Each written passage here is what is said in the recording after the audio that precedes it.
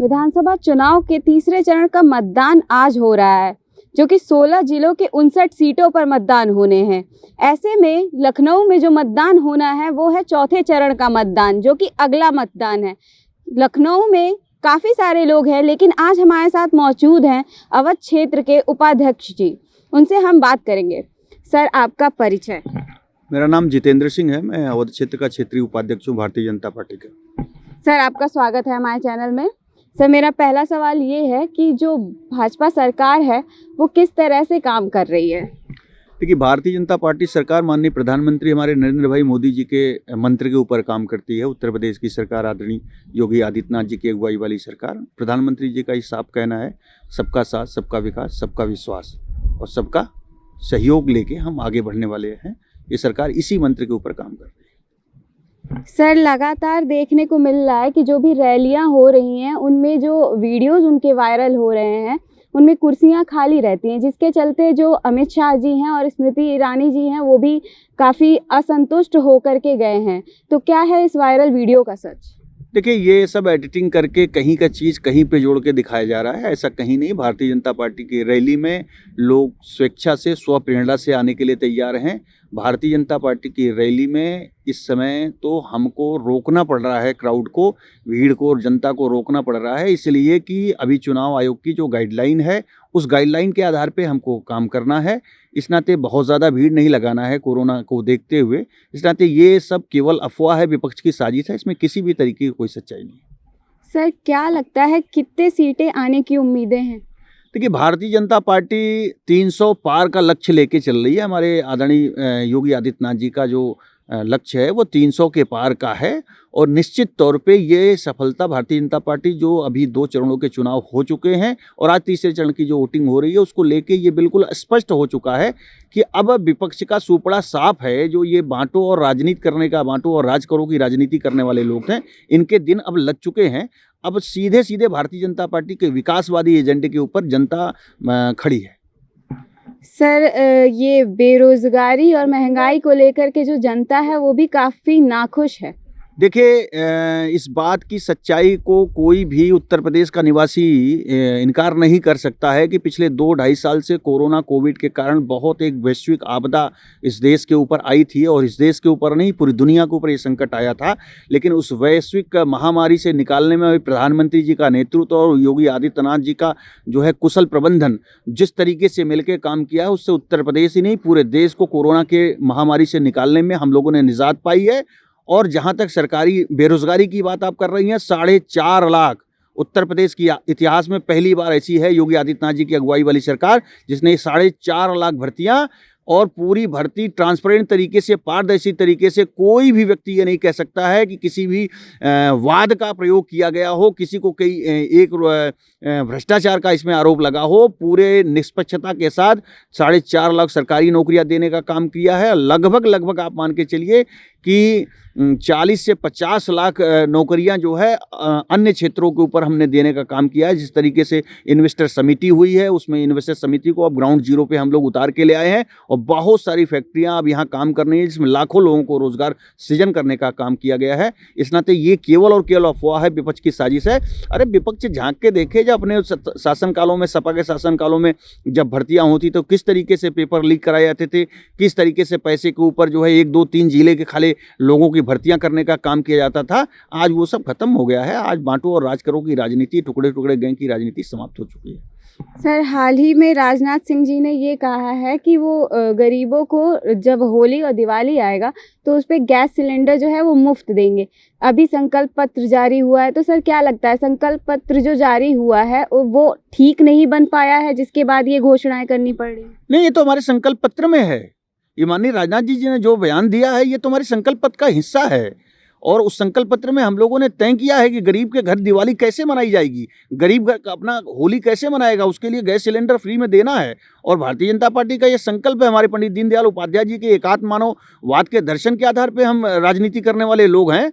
हम उनका एकात्म मानववाद का दर्शन है कि समाज की अंतिम पंक्ति में खड़े हुए व्यक्ति का उत्थान जब तक हम नहीं कर लेंगे, हम राजनीति सत्ता प्राप्त करने के लिए सरकार नहीं बनाते हैं। हम सेवा करने के लिए, समाज के अंतिम पंक्ति के उत्थान के लिए जब तक उसकी जय हम नहीं कर लेंगे, तब तक भारतीय जनता पार्टी का कार्यकर्ता विश्राम नहीं कर सकता।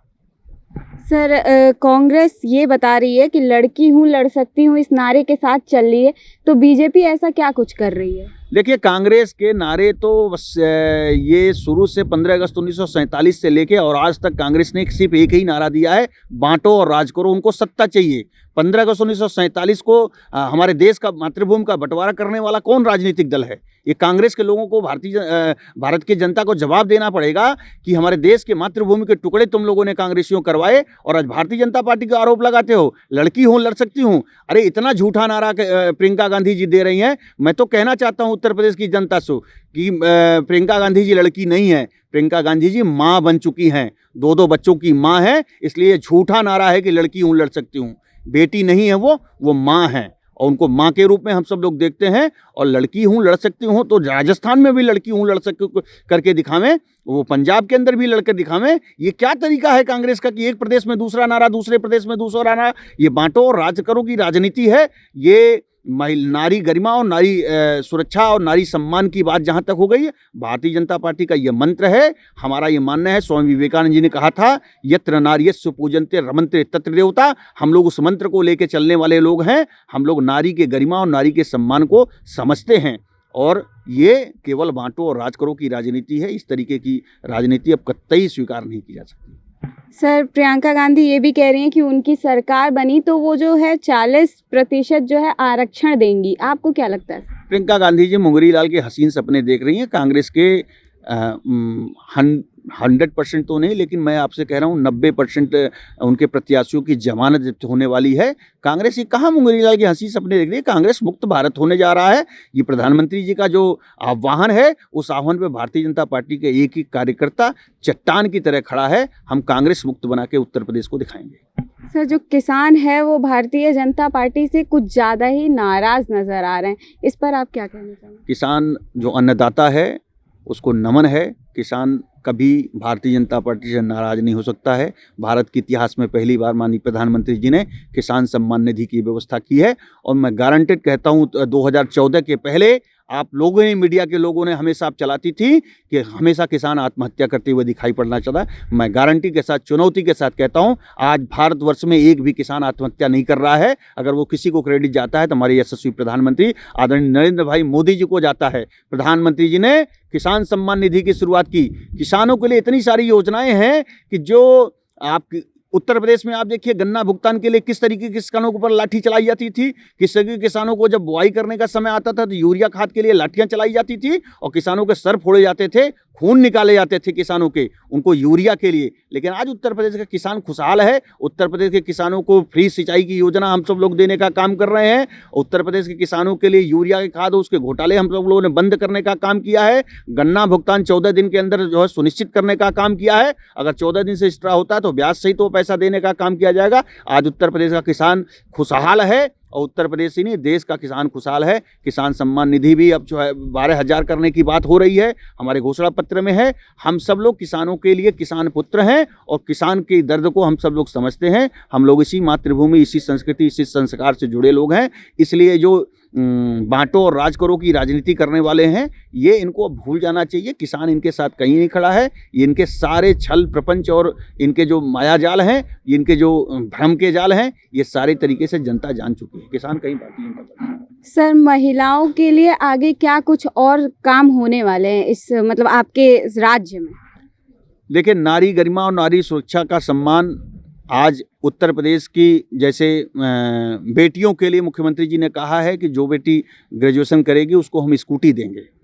हम ये चाहते हैं गरीब से गरीब परिवार की भी बेटियां पढ़ें, निकलें, उनका कौशल, उनका स्किल निकले और देश की तरक्की में वो अपना भी योगदान कर सके। इसलिए नारी सुरक्षा और नारी सम्मान और नारी गरिमा के लिए और नारी के उत्थान के लिए जो कुछ भी करने का जितना भी मैक्सिमम हो सकता है, भारतीय जनता पार्टी का ये संकल्प है। आपने देखा कि इसी भारत के अंतर्गत ये कांग्रेसियों की सरकार थी 70 सालों तक। इन लोगों ने नारी गरिमा और नारी सुरक्षा के सम्मान के साथ कितना बड़ा खिलवाड़ किया कि साबानों के प्रकरण में किस तरीके से उन्होंने सुप्रीम कोर्ट के जो है फैसले को बदल देने का काम किया, तुष्टीकरण की राजनीति की। लेकिन वही नरेंद्र भाई मोदी जी जब उत्तर भारत की प्रधानमंत्री के रूप में आसीन होते हैं तो नारी गरिमा और नारी सम्मान के लिए 3 तलाक, जो तलाक तलाक तलाक करके किसी महिला को बेघर सड़क पर रातों रात कर दिया जाता था, उसके साथ कानूनी हम सब लोगों ने ऐसा कानून बनाया है कि कोई माई का लाल अब किसी हमारी माताओं बहनों के साथ तलाक करके छोड़ नहीं सकता। इसलिए नारी गरिमा, नारी सम्मान के साथ जो कुछ भी किया जा सकता है भविष्य में, भारतीय जनता पार्टी की सरकार करेगी।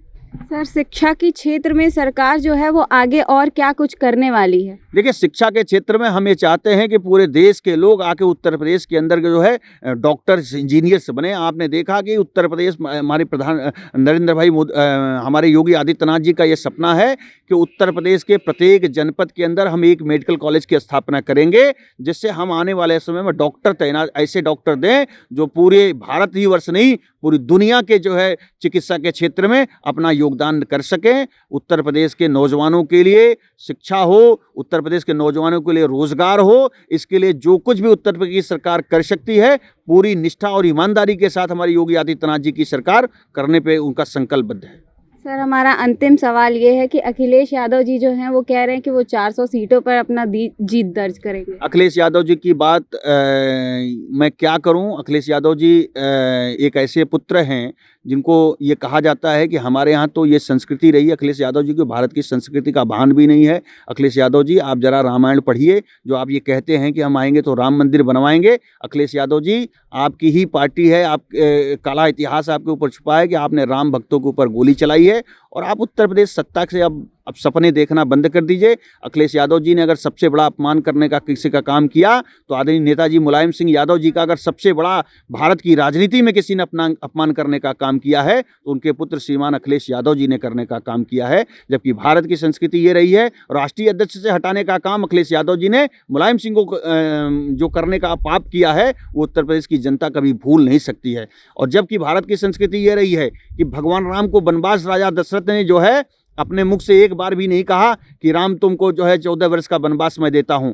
जब उन्होंने बार बार पूछा कि पिताजी आपके दुख का कारण क्या है, जब दशरथ जी नहीं बता पाए संकोच के कारण, तो माता कैकेयी ने यह बात कही है कि तापस वेश विशेष उदासी 14 वर्ष राम वनवासी। माता कैकेयी के द्वारा अपने पिता के इच्छा को जान के 14 वर्ष का प्रभु श्री राम वनवास जाते हैं। एक संस्कृति भारत की यह है और दूसरी संस्कृति यह है कि सत्ता प्राप्ति के लिए अपने पिता का भी अपमान करके मुगलों की संस्कृति को आगे बढ़ाने वाले, ये जिन्ना को नमन करने वाले, ये नमाजवादी पार्टी के राष्ट्रीय अध्यक्ष हैं। इसलिए अखिलेश यादव जी को अब उत्तर प्रदेश की जनता किसी भी हालत में स्वीकार नहीं करेगी और करहल से भी उनकी जमानत जब्त करके अब उनको सीधे वही सैफई के मकान में बंद करने का काम करेगी। सर, हमारे चैनल के माध्यम से आप उत्तर प्रदेश की जनता को क्या संदेश देना चाहते हैं? मैं यही संदेश देना चाहता हूं कि भारत की तरक्की के लिए, भारत को विश्वगुरु बनाने के लिए हम प्रधानमंत्री जी के और माननीय मुख्यमंत्री योगी आदित्यनाथ जी के हाथों को मजबूत करें। एक ऐसा समय है भारत के लिए कि भारत अपने सांस्कृतिक राष्ट्रवाद का इतिहास लिख रहा है। आप देखिए कि 70 सालों में जो भारत का सांस्कृतिक राष्ट्रवाद बिल्कुल खो गया था, आज पूरी दुनिया के मानचित्र पे पूरे स्वाभिमान और सम्मान के साथ प्रभु श्री राम का मंदिर हो, चाहे बाबा विश्वनाथ का काशी विश्वनाथ का कॉरिडोर हो, चाहे बद्रीनाथ केदारनाथ का जो है जीर्णोद्धार हो, चाहे माँ विंध्यवासिनी जी का धाम हो, ऐसे सारे भारत के सांस्कृतिक राष्ट्रवाद का उदय हो रहा है। और भारत का उदय, भारत विश्वगुरु तभी बनेगा जब भारत के सांस्कृतिक राष्ट्रवाद का उदय होगा। इस नाते मैं सभी उत्तर प्रदेश के निवासियों से आह्वान करना चाहता हूं कि इस लोकतंत्र के महापर्व पे आप सब लोग भारतीय जनता पार्टी के प्रत्याशियों को विजयी बनाने का काम करिए और अपने ही आंखों के सामने आप भारत को विश्वगुरु बनते हुए हम सब लोग दिखाएं। इस सपने को साकार करने के लिए हम सबको एक साथ मिलकर काम करने की आवश्यकता है। धन्यवाद सर, हमसे बात करने के लिए। ये थे जितेंद्र सिंह जी, जो है यहाँ कर के अवध के उपाध्यक्ष जी भारतीय जनता पार्टी के। मैं Sonali Singh, daily insider, Lucknow. UP और देश दुनिया की तमाम ताजा तरीन खबरों के लिए आज ही गूगल प्ले स्टोर से इंस्टॉल करें हमारा तेजी से उभरता न्यूज ऐप डेली इंसाइडर।